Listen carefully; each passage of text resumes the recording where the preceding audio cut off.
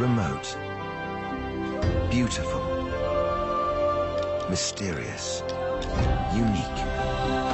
Islands are worlds of their own, places apart where life has evolved differently.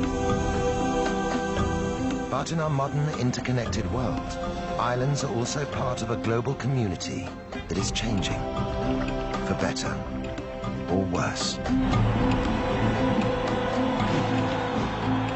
In this series, we're exploring the lives of islanders. We're discovering that no matter how distant they are from the mainland, how distinctive their histories, or how proud they are of their independence, islands can't separate their futures from the fate of humanity as a whole. In so many ways, these shores are the front line of global change. What happens here matters to us all.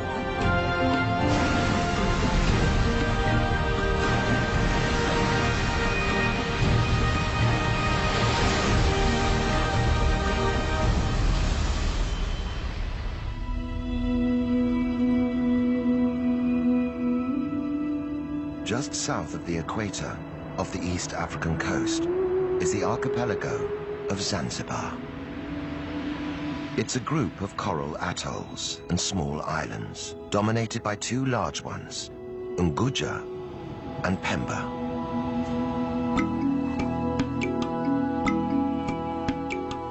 Today, Zanzibar is home to 1 million Swahili people. Islam is the dominant religion.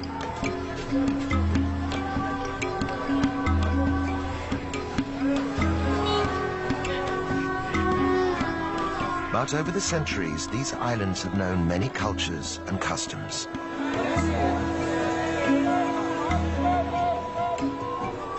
For 1,000 years, Zanzibar was a trading post. But the island's riches meant that many outsiders sought to control them.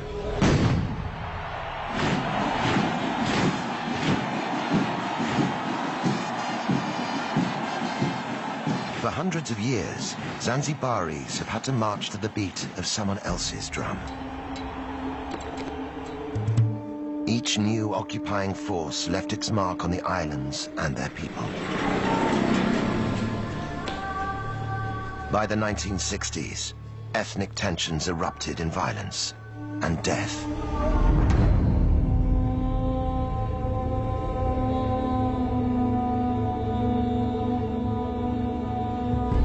The aftermath, extreme poverty and ill health. For some, a rise in tourism seems to promise a way back to wealth.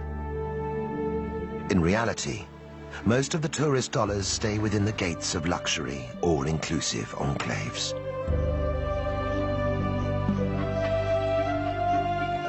But across the archipelago, signs of change are appearing. From the wreckage of their past, people are building hope for the future. For women, it means living and working more freely without breaking the bonds of their society. For men, it means finding a balance between tradition and reform. These are islanders looking to emerge from the shadows of their past. For the first time in centuries, they're in charge of their own destiny. After all their troubled history, could this be Zanzibar's moment?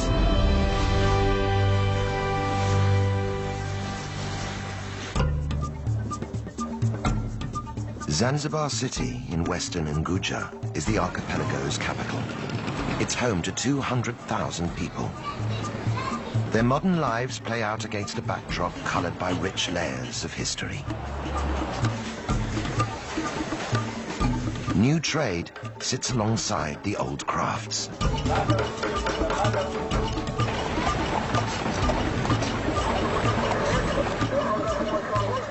stone town is the city's historical core. Once it was the vibrant capital of an Arab trading empire, but today only traces of its wealth remain. On the outskirts is Michinzani, the new town. Its sprawling settlements clearly mark the divide between ancient and modern.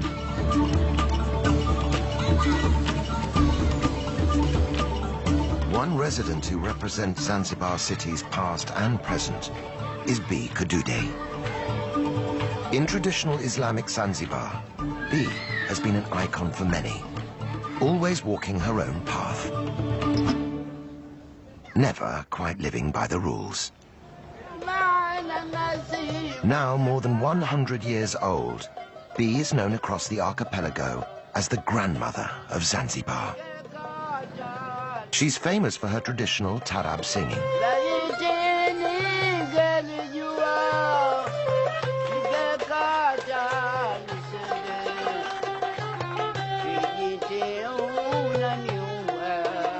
Despite her age, B still performs regularly. The fusion of Arabic rhythms and Swahili poetry is a reminder of Zanzibar's exotic history.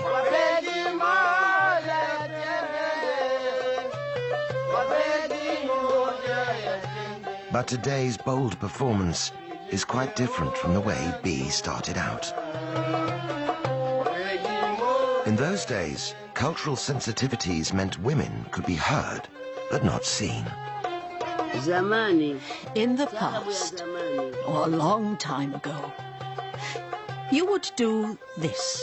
You would cover your face. Now we don't do this. We want all the audience to see us and look at us.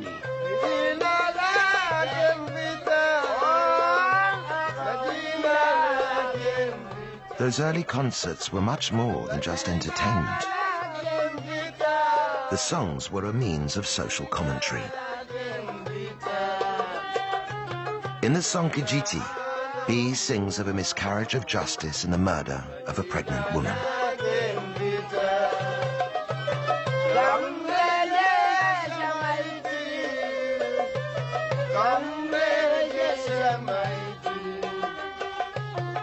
B was one of a group of women who used tarab songs to raise awareness of injustice and social issues.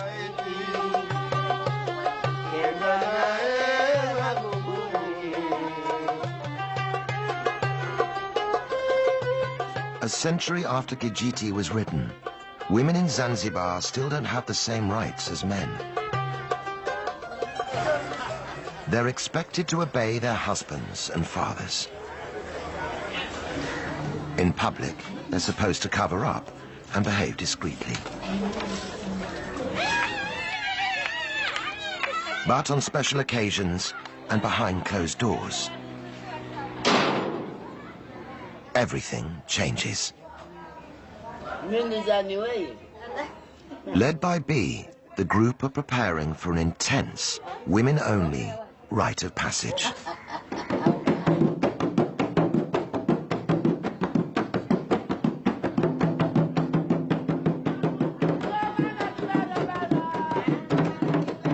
This normally secretive ritual, known as Inyago, is rarely seen by the outside world.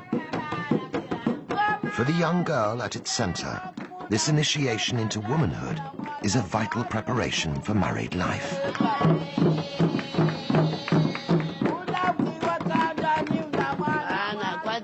First we scrub her and teach her how to behave, how to make her husband's bed, how to treat him well and bathe him. This is her role as a wife.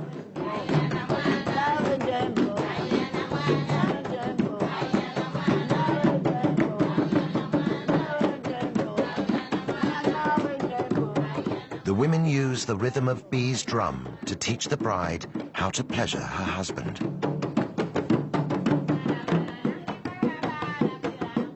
The fun and excitement is intoxicating.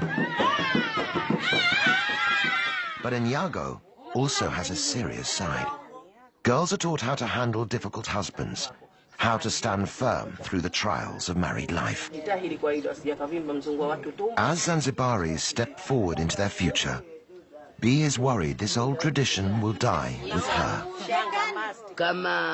When I am gone from this world, it will go, if no one is around to continue it.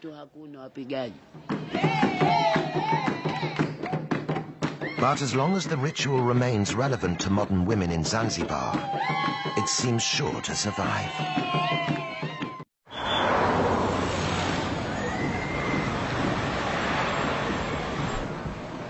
Today is January the 12th.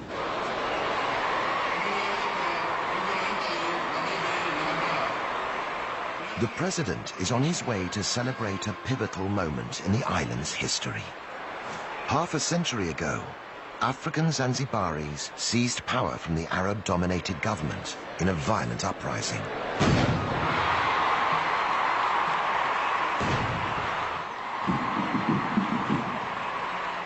For thousands of spectators, this is a chance to see their armed forces in full display.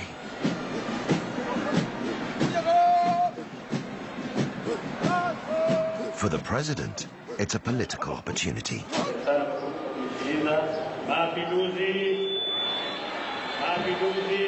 But the route to these Revolution Day festivities began over 300 years ago.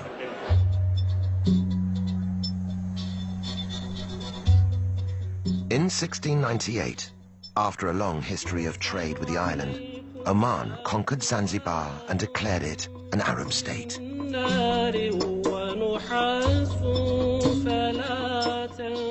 Under Omani rule, the archipelago grew into a powerful commercial hub.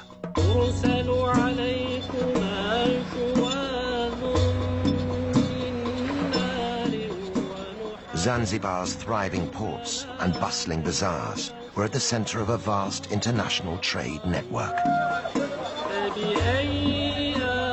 The Arabs grew rich and powerful off the profits of one commodity in particular: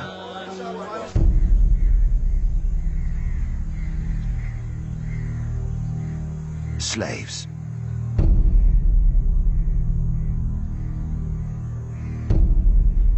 With Islam forbidding the enslavement of other Muslims, it was the Africans who were captured and sold as slave labor.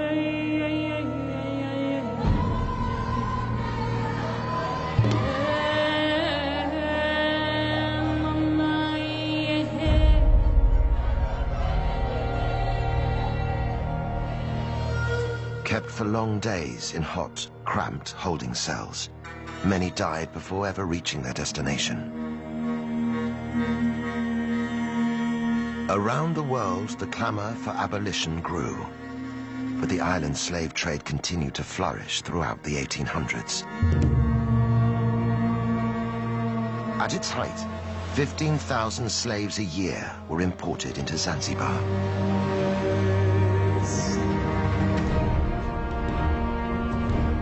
The Arab elite used African slaves to fuel an explosion in clove farming. Zanzibar became known around the world as the Spice Islands. Even after the trade was legally abolished in 1873, slavery continued on the islands for another generation. By the start of the 20th century, the archipelago was firmly divided along ethnic lines. Arabs remained the ruling elite. They possessed most of the land and wealth. By comparison, the Africans had little. Finally, racial tensions boiled over.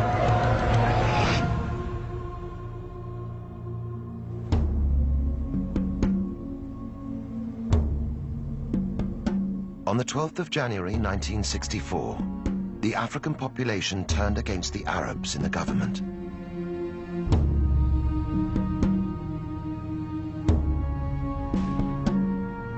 The revolutionaries went on the rampage. In a single day, 17,000 Arabs and other ethnic minorities were murdered. On the day of the revolution, by 6 o'clock, the Sultan and his family had already fled in their ships. So many were murdered, just out of anger and hatred. It was a genocide that went largely unreported around the world.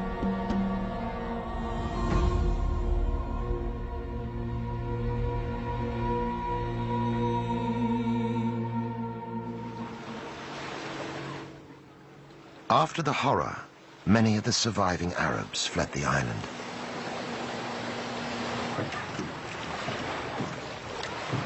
Those who stayed, like Abdallah Nasser Abdallah, had their property confiscated and lived in daily fear.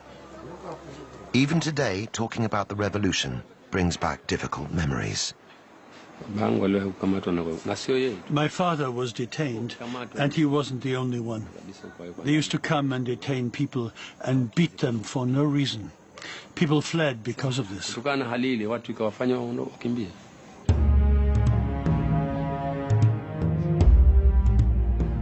Isolated and without its traditional leadership, Zanzibar sought stability by uniting with Tanganyika on the African mainland to become the Republic of Tanzania. But the political quick fix didn't end the violence, which continued for nearly 50 years. Finally, in 2010, the two main parties agreed to put an end to the fighting. They formed a coalition government, and months later, the islands experienced their first peaceful elections. For many, the political change marks the start of a new chapter in Zanzibar's future. But on the archipelago's second largest island of Pemba, the landscape itself is a reminder of how difficult it is simply to wipe the slate clean.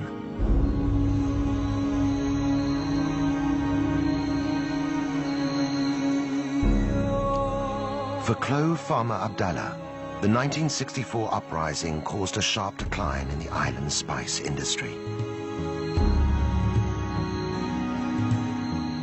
Until then, most of Pemba Island was owned by Arabs, who used its fertile farmland to become the world's leading producer of cloves. Widely used in cooking and perfumes, the dried flower buds allowed Zanzibar's economy to flourish. After the revolution, Arab land was seized and redistributed to African islanders. But many of the new tenants neglected the farms. Thousands of Pemba's clove trees withered and died.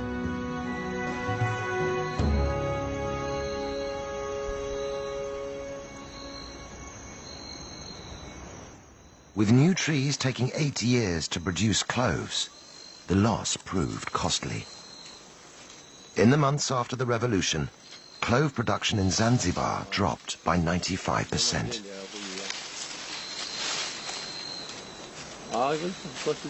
Today, Abdallah is struggling to make a decent living from his trees. These are the cloves. This is how we harvest them, and this is how we separate them. But even a good harvest doesn't guarantee good profits.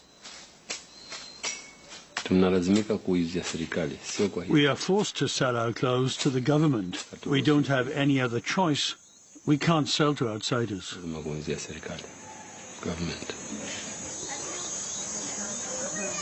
Although yields are just a fraction of what they once were, 10,000 tons of cloves are still produced every year on Pemba. The problem is that the price is so low, it doesn't meet our needs.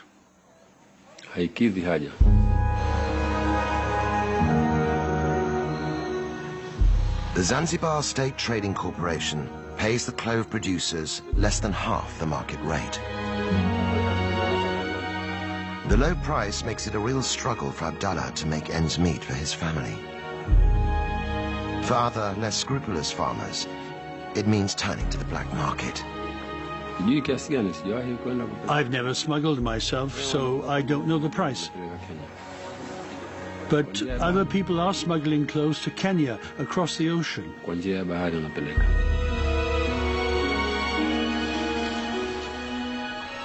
Farmers can get up to 3 times the price for their clothes in Kenya. But the cost of smuggling can be extremely high. Sometimes they get caught. They lose their clothes, their dhow, everything they own, and then they're sent to jail.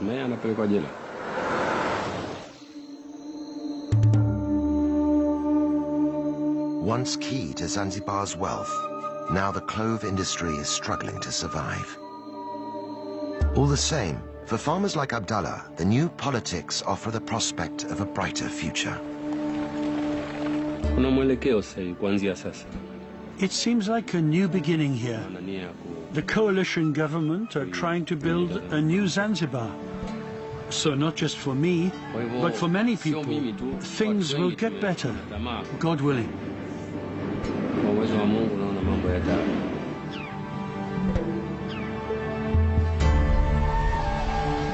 Right across the archipelago, there are islanders desperately hoping for change. Half the population live below the poverty line, scraping a living from the land or the sea.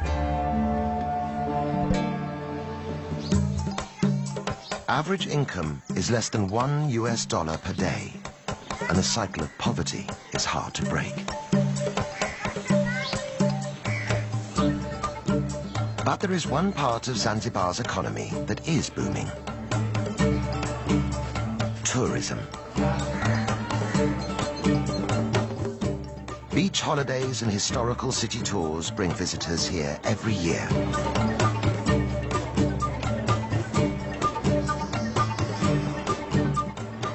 The rapid growth of tourism is bringing new jobs and opportunities.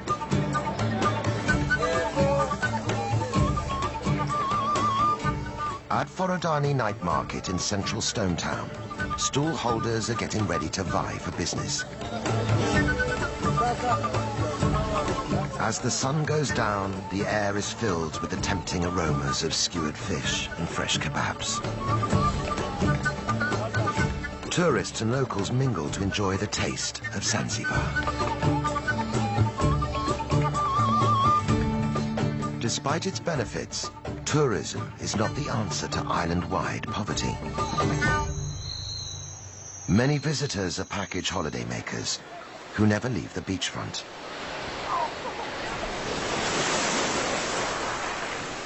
Very little of the money spent inside the big resorts ever reaches local Zanzibaris.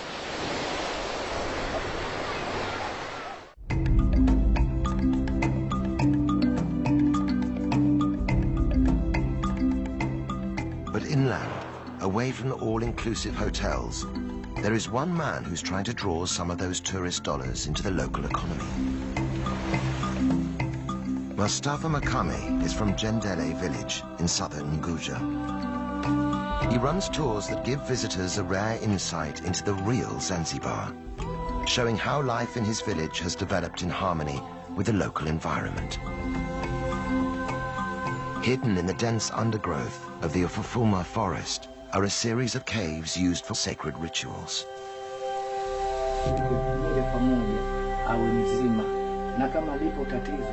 Mustafa thinks they could be the key to attracting visitors. Tourists can have the chance to meet the witch doctor and see how he works.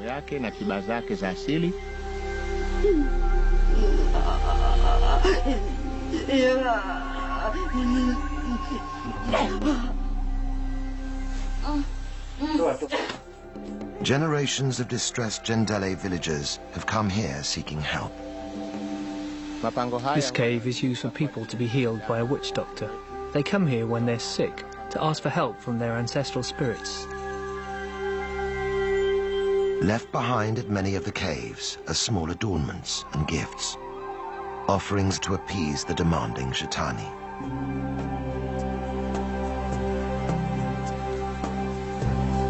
And the ancestral spirits aren't the only residents of the forest.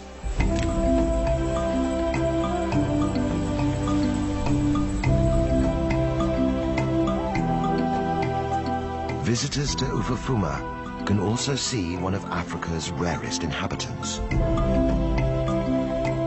Kirk's red colobus monkeys are an endangered species, only to be found here in Zanzibar. The monkeys share the treetops with African golden weaver birds. Home to exotic wildlife and unique human traditions, Ufafuma could be a huge draw for tourists who are looking for more than just sun and sand.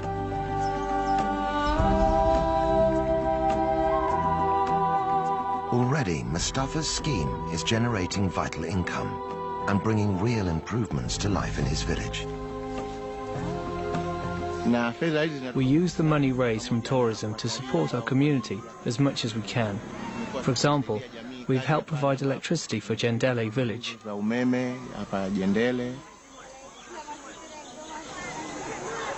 Money has also been used to supply the village school with books and pencils. These free provisions can make all the difference as local families weigh up the benefits of education for their children. But even though the income they bring is valuable, visitor numbers to the forest are still disappointingly small. The truth is that right now, we're only getting maybe 20 to 25 tourists in a whole year. We just don't have the ability to advertise outside of Zanzibar. To really get his tours off the ground, Mustafa needs the support of the major players in Zanzibar's tourism industry. We would like the big hoteliers to send us guests, and in turn our community will become well known in our country. One day, we hope, we'll get many more tourists to come.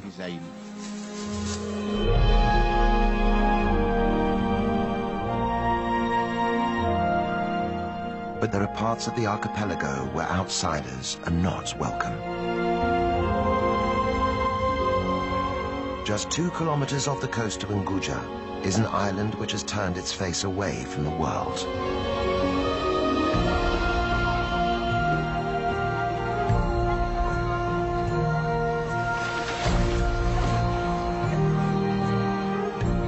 Once, Tumbatu ruled the whole of Zanzibar as its capital. Now, islanders here choose to keep themselves apart.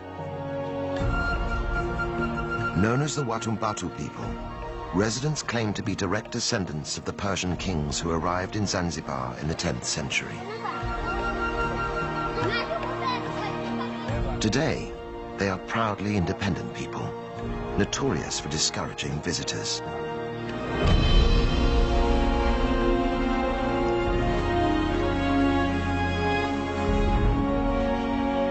For Suleiman Mohammed Haji, being a native of Tumbatu defines his way of life. Every day, he goes out in his ngalawa, or Swahili canoe, to fish for a living. Suleiman attributes his sailing skills to his distant ancestors who arrived in great dhows from the Middle East. Tumbatu Islanders still have a reputation as the finest sailors on the East African coast. But Suleiman's ngalawa is too small to sail in deep waters, and in the heavily fished areas around Tumbatu, even the best sailing skills don't guarantee a good catch.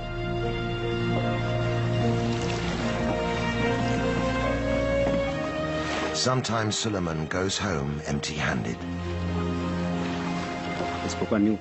It's the sea that keeps my life going. If I don't catch anything, I have no other means. I don't have any other way to make a living. With a large family to support, Suleiman is under daily pressure to provide. I have 3 wives. These days, my first and eldest wife helps on the farmland. My second and third wives are doing the housework. They also look after the young children. And Suleiman's situation isn't unusual. Jongoe is one of the island's 2 villages and home to 4,000 people. Islanders live from hand to mouth. There's no paid employment. Life is tough, but villagers are united by a deep pride in their culture and history. At the heart of their island legacy is faith.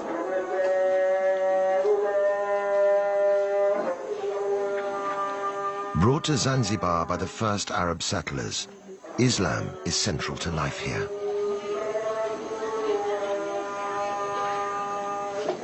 Watumbatu people are devout Muslims.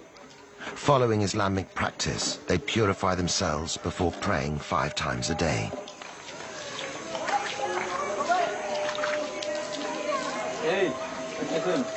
Gender roles are strict, and even prayer is segregated.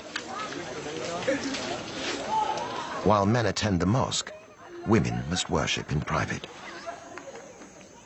Village chief Mwadini Makami is determined to keep out the modern influences he sees damaging other parts of the country. Across Zanzibar today, whenever you hear of misconduct or misbehaving, there's never a person from Tumbatu involved. This is because we are following our religion and culture. As chief, Mwadini believes it's his responsibility to protect Tumbatu's cultural integrity. For him, the key to doing that is to discourage tourism.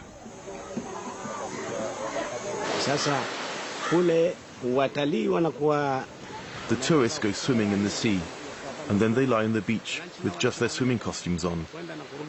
Eventually you see the villagers mimicking their behavior, and that's why I'm afraid of tourism. But while the cultural cost of tourism may be high, the price of keeping it out could be even greater. Tumbatu is one of the poorest regions in the whole of Zanzibar. Islanders only have access to the most basic healthcare. At the run-down local hospital, treatment is limited to paracetamol.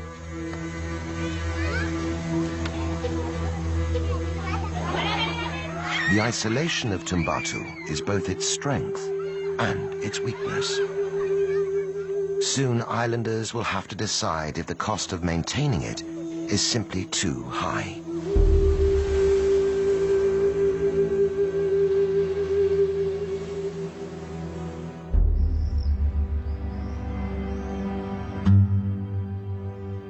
Even in the archipelago's capital, there are no guarantees of good health. Here, the barriers are physical as well as cultural. 1/3 of Zanzibaris have no direct access to clean running water. Some can collect supplies from community standpipes, but getting it home can be a challenge.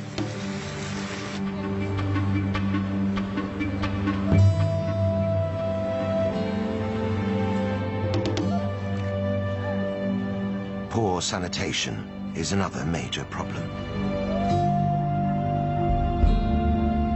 Waste removal is difficult, with less than 20% of Zanzibar connected to the sewage system. Without basic services, infectious diseases like cholera are a constant threat. The result? Life expectancy in Zanzibar is one of the lowest in the world. Just 48 years. Children are particularly vulnerable. 1 child in 6 will die before they reach their 7th birthday.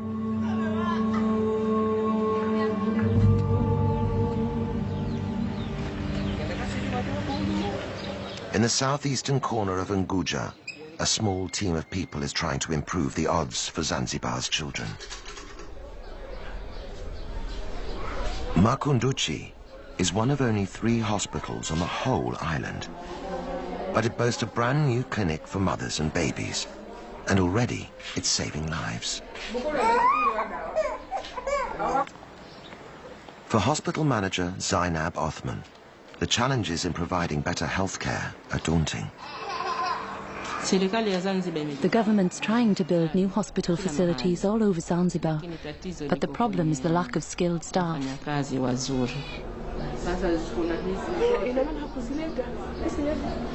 With extra funding from the British-based charity, the Makunduchi Project, hospital facilities here have been recently improved. But Zainab still only has 34 beds and 2 junior doctors to treat a population of 60,000 people. Even with such limited resources, the team are working miracles. After the birth, this woman had a postpartum hemorrhage, which meant she had to have a blood transfusion. It helped save her life. It would have been another story without it.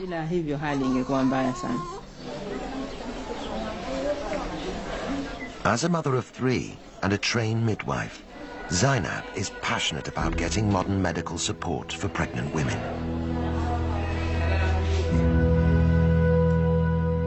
But convincing local women to use the hospital facilities isn't straightforward. For most pregnant mothers, the first point of contact is their village's traditional birth attendant.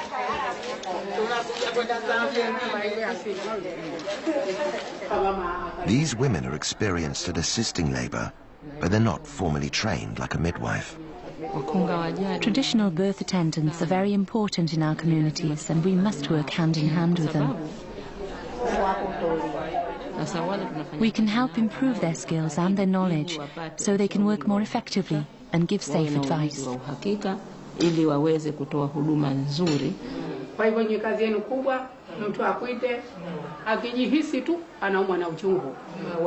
Getting these birth attendants on board is helping to persuade more mothers to have their babies in hospital.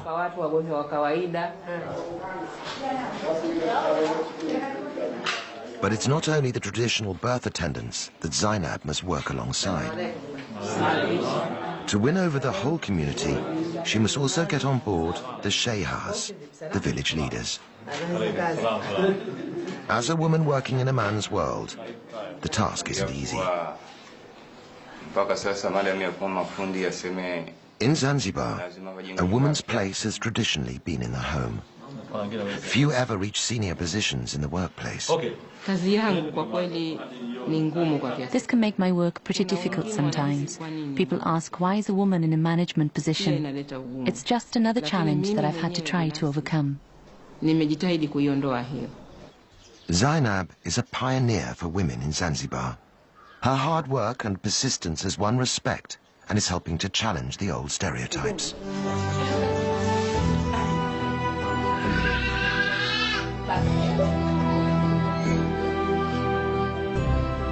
It is these small-scale changes in attitudes and public services that are marking the birth of a new era for Zanzibar. Up and down the country, there are other signs of change.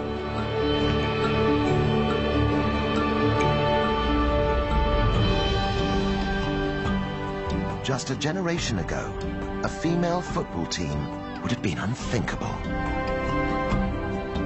Now, the Women's Fighters Football Club have won the right to play on their own terms. When they tackle men's teams, there's a feeling that there's more than just the game at stake. They are part of a new generation, fighting for a better deal for women in Zanzibar. And the revolution isn't limited to sport.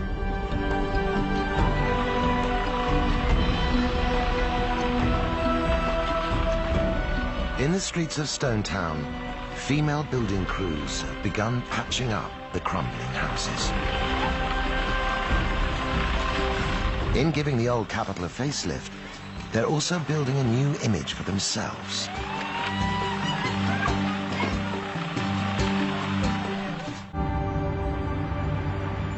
In the seaside village of Kidoti, in northern Unguja, women don't work just to prove a point. They have to work just to survive. I have 8 children. Their father died, and they have only me left. Fatuma Mashenga is one of a growing number of islanders who work the beach farming seaweed. We're a group of women who all farm together. It's hard work. Sometimes when we go to harvest the seaweed, the ocean steals it. This makes it even harder on us.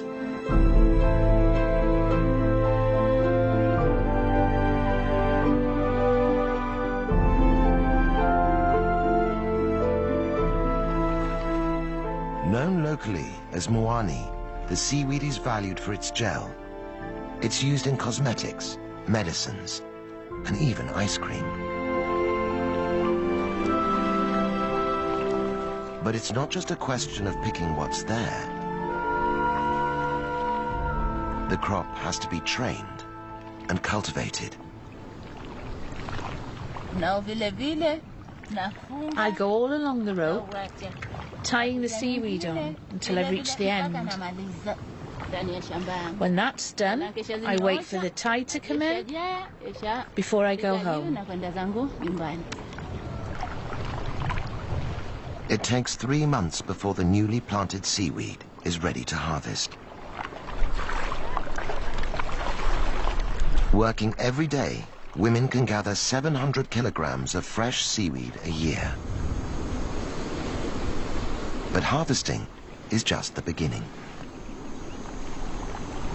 Fresh seaweed must be dried out on hot rock beds before it can be processed or sold on. In the fierce sun, it's back-breaking work. But for the women who farm it, seaweed has become a lifeline.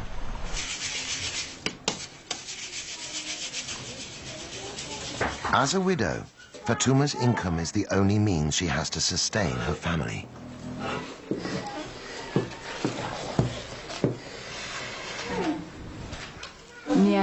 I get less than half a US dollar per day, but if I don't work, I get nothing. The money I get is helping me so much. It helps my children go to school and to buy school books. For Fatuma, education is the way to build her family a better future. It's a sign of the changing times in Zanzibar that Fatuma sends her sons to school, and her daughters too.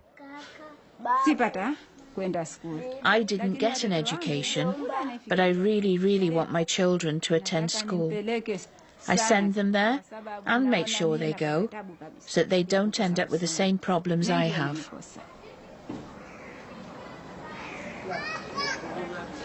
The profits are small, but Fatuma and her friends feel empowered by the money they're making.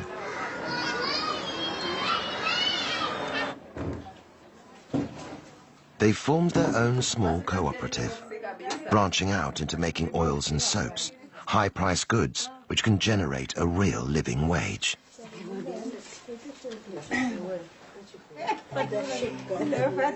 As traditional exports decline, it is women like Fatuma who are building the foundations of a new economy for Zanzibar. And with it, they're revolutionizing their place in society.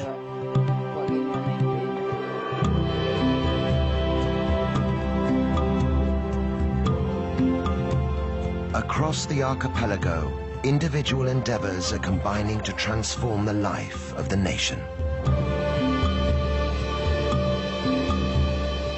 They're pushing Zanzibar into a new phase of development, socially and politically.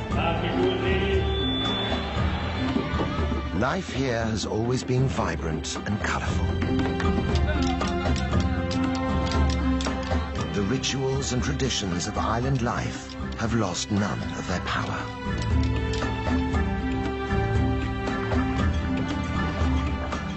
And now, there is a brighter future to imagine and reach for.